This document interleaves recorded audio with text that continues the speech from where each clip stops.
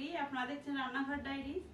আজকে চলে এসেছি আবার একটি চটপটা কিছু রেসিপির সাথে। আজ তৈরি করে দেখাবো পাপড়ি চাট। মেলাঘাটে গেলে কিন্তু আমাদের সবার প্রথমে চোখ যায় এই পাপড়ি চাট, ফুচকা এইসবের দিকে, কিন্তু পাপড়ি চাটের পাপড়িটা ঠিকঠাক কিভাবে তৈরি হয় সেটাই আজকে আপনাদের সাথে শেয়ার করব। চলুন তাহলে ভিডিওটা শুরু করি। পাপড়ি চাটের পাপড়িগুলো বানানোর জন্য এখানে আমি ময়দা নিয়ে নিয়েছি 1 বাটি। এর মধ্যে দিয়ে দিচ্ছি 2 চামচ মতো সুজি। এই সুজিটা দেওয়াতে কিন্তু পাপড়ি চাটের পাপড়িগুলো খুব মুচমুচে হবে। দিয়ে দিচ্ছি 1 চামচ মতো লবণ। এখানে একটু জোয়ান নিয়েছি 1/2 চামচ মতো, সেটাই দিয়ে দিচ্ছি। আর দিয়ে দিচ্ছি 1/2 চামচ মতো কালো জিরে। আর এর মধ্যে দিয়ে দিচ্ছি সামান্য সাদা তেল। এবার ভালোভাবে ময়ান দিয়ে নেব। ভালো করে কিন্তু ময়ামটা দেওয়া হয়ে গেছে। এবার অল্প অল্প জল দিয়ে একটা ডোর মতো তৈরি করে নেব।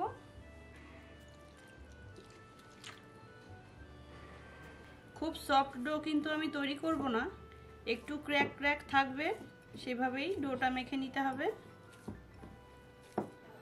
ময়দা কিন্তু ভালোভাবে মাখা হয়ে গেছে, দেখুন একটু ফাটা ফাটা আছে গায়ে। আর যেহেতু সুজিটা দেওয়া হয়েছে, সুজিটা একটু গলে যাওয়ার জন্য 5 থেকে 10 মিনিট আমি রেস্টে রেখে দেব। 10 মিনিট রেস্ট রাখা হয়ে গেছে ময়দা। আর একটু মেখে নেব।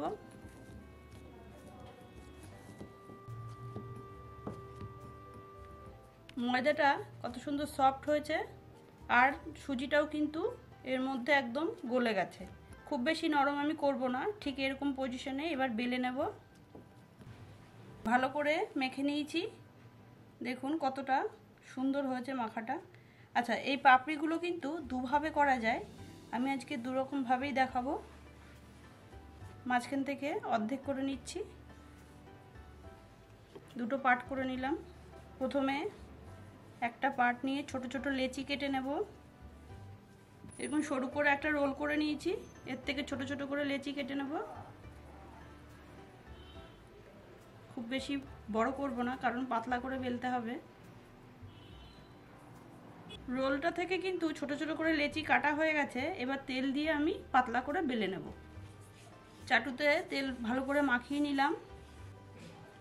একটা লেচি নিলাম, এইভাবে কিন্তু বেলতে হবে। এইভাবে বেলে নেব। প্রথম ধাপের ময়দার রোলের থেকে যে লেচিগুলো কেটেছিলাম, তার থেকে কিন্তু পাপড়িগুলো আমার বেলা হয়ে গেছে। ঠিক এরকম পাতলা করেই বেলতে হবে। আর সেকেন্ড ধাপের যেই রোলটা রয়েছে ময়দার, সেটা থেকে এবার পাপড়িগুলো বানিয়ে দেখাচ্ছি।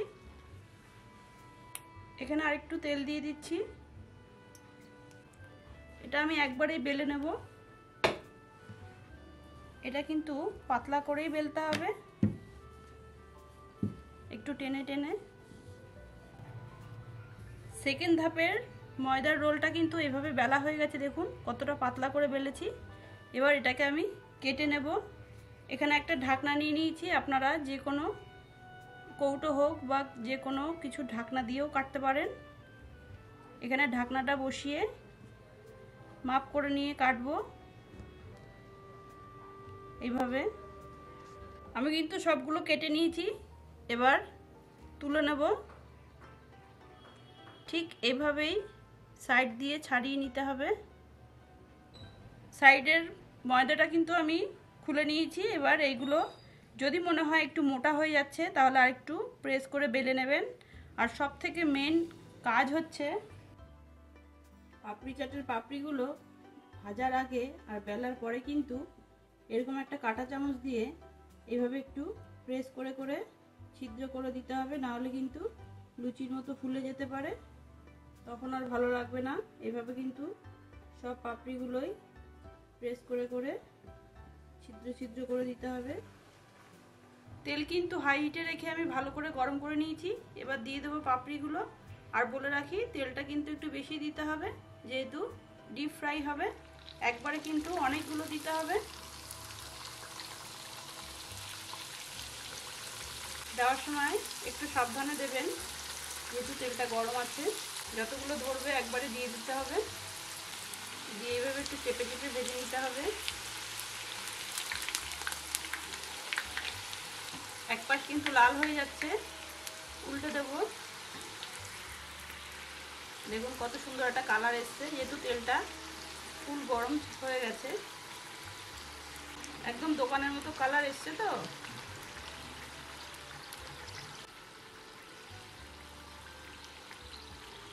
অবশ্যই কিন্তু মনে করে এই পাপড়িগুলোতে কাঁটা চামচ দিয়ে ছিদ্রগুলো করে দেবেন, না হলে কিন্তু ফুলে যেতে পারে। আর বেশি লাল করব না, আমি তুলে নিচ্ছি। এর বেশি লাল করলে কিন্তু খেতে ভালো লাগবে না। এবার আবার দিয়ে দিচ্ছি আরেক স্টেপ।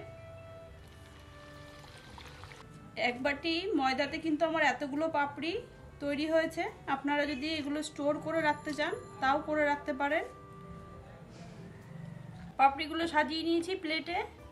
এবার এর মধ্যে দিয়ে দিচ্ছি টক দই। এখানে আমি টক দই ফেটিয়ে নিয়েছি, সেটাই দিয়ে দিচ্ছি। এর ওপর থেকে দিয়ে দিচ্ছি আলু। এখানে আমি একটা আলু একটু সেদ্ধ করে ছোট ছোট করে পিস করে নিয়েছি। যদি মনে হয় আলুটা আপনারা স্কিপ করতে চান তাহলে স্কিপ করে যাবেন। এবার দিয়ে দিচ্ছি তেঁতুলের পাল্প। এটা কিন্তু ঘরেই তৈরি করা, যেটা না হলে কিন্তু পাপড়ি চাট একদমই অসম্পূর্ণ। এরপর দিয়ে দিচ্ছি বিট লবণ।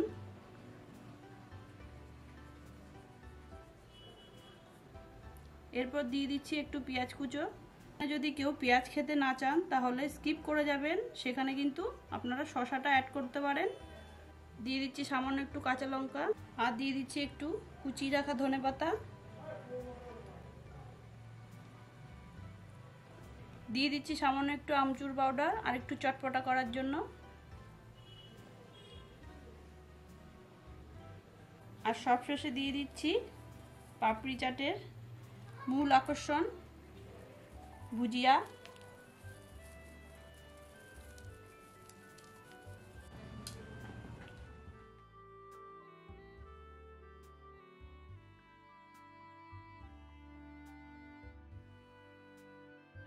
দেখলেন তো কত সহজেই তৈরি হয়ে গেল ঘরেই পাপড়ি চাট। আশা করছি দেখে কিন্তু জিভের জল চলে এসছে। আশা করছি ভিডিওটা ভালো লেগেছে। যদি ভিডিওটা ভালো লেগে থাকে লাইক করবেন, কমেন্টস করবেন আর শেয়ার করে দেবেন। সাবস্ক্রাইব করে রান্নাঘর ডায়েরি চ্যানেলটির পাশে থাকতে হবে। দেখা হচ্ছে এরকমই চটপটা মজাদার রেসিপির সাথে নেক্সট ভিডিওতে। ততক্ষণ ভালো থাকবেন, সুস্থ থাকবেন। যারা ফেসবুক থেকে দেখছেন আমার পেজটিকে ফলো করে দেবেন।